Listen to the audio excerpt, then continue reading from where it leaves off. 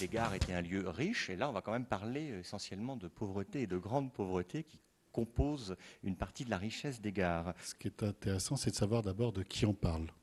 Alors, on parle de jeunes, on parle de moins jeunes, on parle d'étrangers, on parle de familles. Je dirais qu'on a une vision très large et un public très hétéroclite concernant le public dit SDF. Dans les gares, donc, on est sur un lieu ouvert, hein, et on est aussi sur un lieu d'arrivée et de départ. Un lieu d'arrivée, on a beaucoup de personnes qui viennent de province, qui quittent parce qu'il n'y a pas grand-chose en province, c'est plus difficile de survivre. Et puis parfois, on a épuisé toutes les ressources d'aide sociale et on est confronté, je dirais, à une impasse parce qu'on n'a peut-être pas forcément envie de reconstruire quelque chose sur place quand on est au Mans, quand on est, etc. Le lieu de départ, c'est le lieu de départ aussi, on le voit, hein, vous le voyez sur la gare du Nord notamment, lieu de départ pour les étrangers qui veulent aller en Angleterre. Dans les politiques publiques, on a fermé Sangatte sans se poser la question de ce qui allait se passer. On a juste déplacé un problème que vos collègues gèrent, c'est-à-dire avoir en permanence des personnes étrangères qui sont là en attente de partir selon le réseau, selon le passeur, etc., en attente de partir, ce qui fait que ça devient un lieu de stagnation, etc. Donc soyez pas étonnés qu'on trouve encore des personnes dans la rue, qu'on trouve encore des personnes dans vos gares. Pourquoi elles restent aussi dans les gares? Parce que vous avez une amplitude horaire qui permet de se stationner longtemps. On n'est pas forcément spécialiste de tout. Nous, on ne connaît pas les rouages de la gare, etc. Par contre, on sait comment approcher les personnes, on sait comment faire de la médiation avec elles. L'idée, c'est vraiment de créer du lien avec la personne pour pouvoir l'amener vers une démarche de retrouver ses droits, mais aussi une démarche de pouvoir aller dans un centre d'hébergement. L'Observatoire national sur le malaise et la solidarité dans les gares, c'est un projet mené par Ferrovie dello Stato, donc la compagnie ferroviaire italienne, une coopérative sociale Europe Consulting et l'Association nationale des villes italiennes, ANCI, qui ont décidé, ça fait désormais 5 ans, 6 ans, de se mettre ensemble pour étudier, observer, étudier et développer des stratégies d'intervention sur le cas des sans-abri dans les gares. Est-ce que la gare est le lieu le meilleur où les sans-abri peuvent passer la journée? Donc d'un point de vue des sans-abri, bien évidemment oui, parce qu'ils y trouvent des donateurs, les amis et tous les services qui sont mis en place par la compagnie ferroviaire. Est-ce que la gare est le lieu le plus juste où les sans-abri peuvent passer les journées? Notre réponse est négative, non.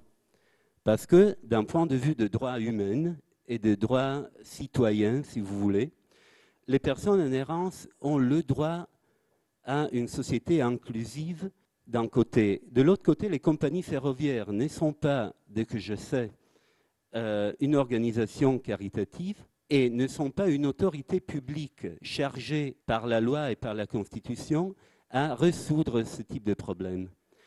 Et donc voilà que les sans-abri trouvent dans les gares quelque chose qui manque à l'extérieur, un manque de services sociaux, on imagine. Le référent social existe dans certaines gares françaises, au sens où effectivement les points d'accueil solidarité à Metz, à Strasbourg, sont véritablement un lieu d'accueil, d'écoute, mais aussi d'orientation et donc de premier accompagnement des personnes sans abri dans les gares. Au même titre que votre Help Center en Italie, effectivement, on est dans le sens de ce que nous entendons par le référent social.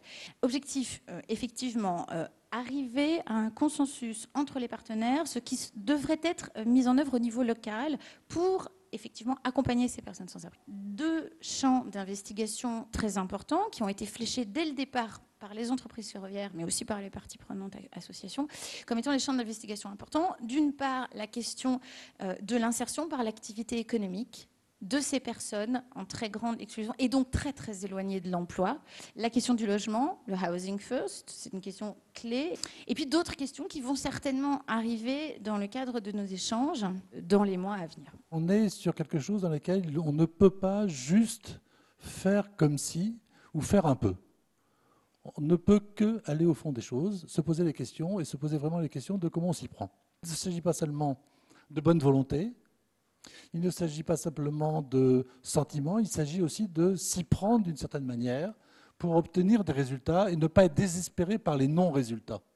Et je trouve que ça, c'est très important et c'est le travail qui a été fait maintenant depuis quelque temps par l'entreprise, qui était de se dire, il faut un processus, j'ai envie de dire, si vous me permettez cette expression, un processus qualité comme il y a des processus qualité partout. C'est-à-dire qu'en fait, c'est une vraie fonction qui doit être traitée comme une vraie fonction. Et de ce point de vue-là, il faut penser à des démarches de professionnalisation des acteurs, des opérateurs qui vont avoir à agir dans les gares, dans ces opérations-là. Mais il s'agit aussi d'efficacité par rapport à l'activité même de l'entreprise, l'activité même de nos gares. Et ça, c'est au fond un engagement, y compris un engagement économique de l'entreprise. Nous avons une responsabilité clé qui est le lien social. S'occuper donc des personnes en errance, des sans-abri, etc., dans les gares, fait partie de notre engagement général. Enfin, on peut terminer par un bout de paradoxe quand même, qui moi m'était apparu à Bruxelles, je vous le livre, hein. C'est un type avec qui je vais discuter longuement, et il m'a dit, mais moi je suis bien ici. Et il vivait depuis 20 ans dans la gare. Voilà, je trouve que c'est un gros paradoxe. Comment fait-on pour l'aider à s'en sortir et à ne pas rester là où il continue à se perdre? Voilà, merci.